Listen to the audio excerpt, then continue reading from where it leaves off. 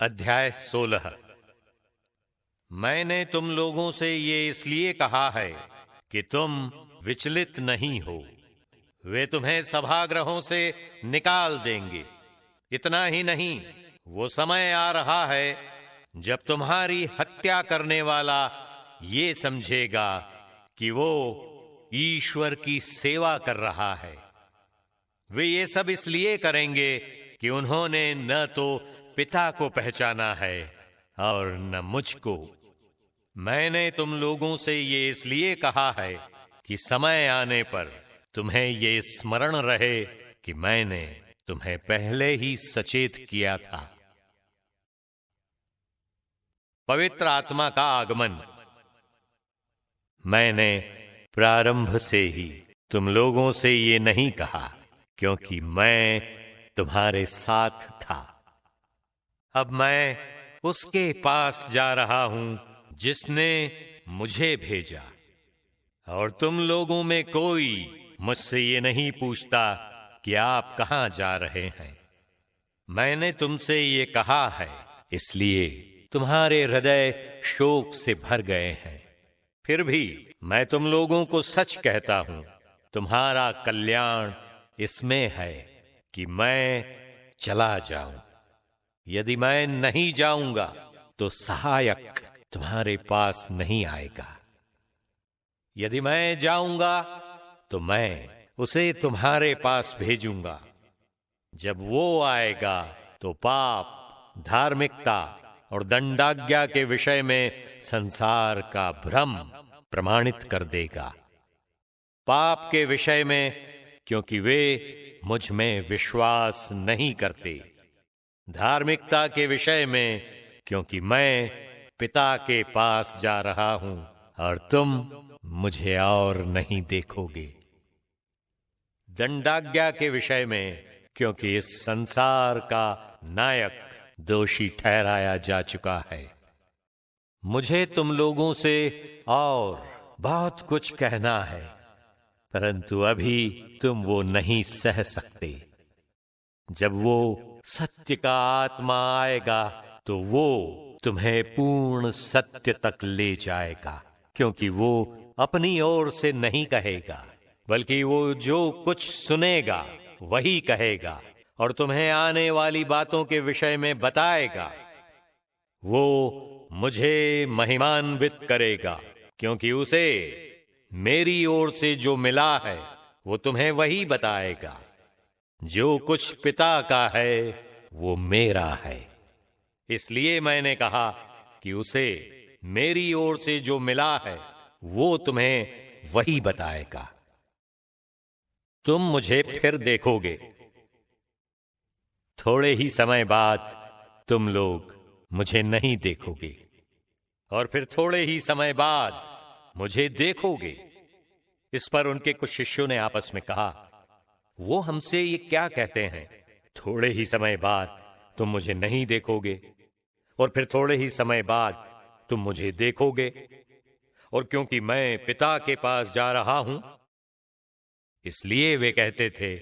वो जो थोड़ा समय कहते हैं, इसका अर्थ क्या है? हम उनकी बात नहीं समझ पा रहे हैं। ईसा ने ये जानकर कि वे मुझसे प्रश्न पूछना चाहते हैं, उनसे कहा, तुम आपस में मेरे इस कथन के अर्थ पर विचार विमर्श कर रहे हो कि थोड़े ही समय बाद तुम मुझे नहीं देखोगे और फिर थोड़े ही समय बाद मुझे देखोगे। मैं तुम लोगों से ये कहता हूं, तुम रोओगे और विलाप करोगे, परंतु संसार आनंद मनाएगा। तुम शोक करोगे, किंतु तुम्हारा शोक आनंद बन जाएगा।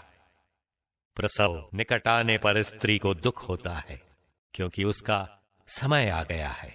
किंतु बालक को जन्म देने के बाद वो अपनी वेदना भूल जाती है, क्योंकि उसे आनंद होता है कि संसार में एक मनुष्य का जन्म हुआ है। इसी तरह तुम लोग अभी दुखी हो, किंतु मैं तुम्हें फिर देखूंगा और तुम आनंद मनाओगे। तुमसे तुम्हारा आनंद कोई छीन नहीं सकेगा। उस दिन तुम मुझसे कोई प्रश्न नहीं करोगे।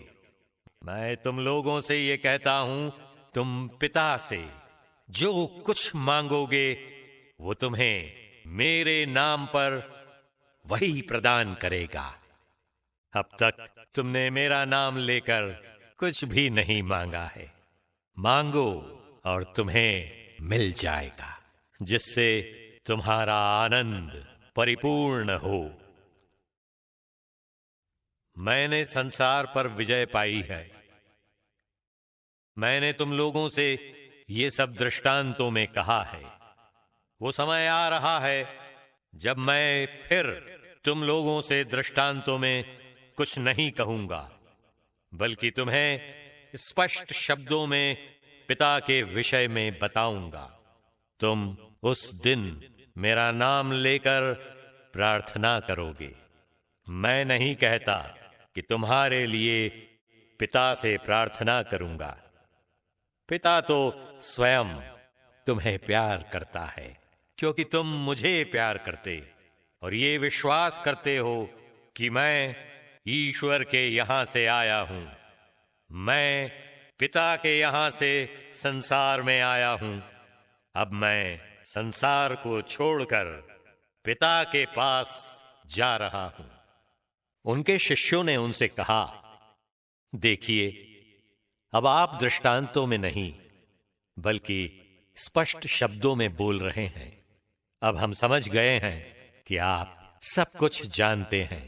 प्रश्नों की कोई जरूरत नहीं रह गई है।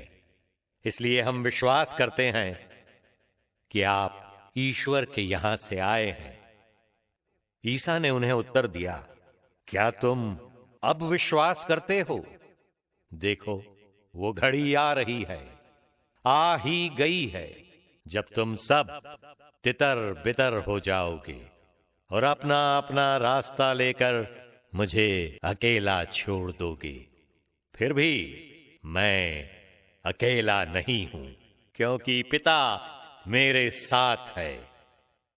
मैंने तुम लोगों से ये सब इसलिए कहा है कि तुम मुझ में शांति प्राप्त कर सको। संसार में तुम्हें क्लेश सहना पड़ेगा, परंतु ढाढ़स रखो, मैंने संसार पर विजय पाई है।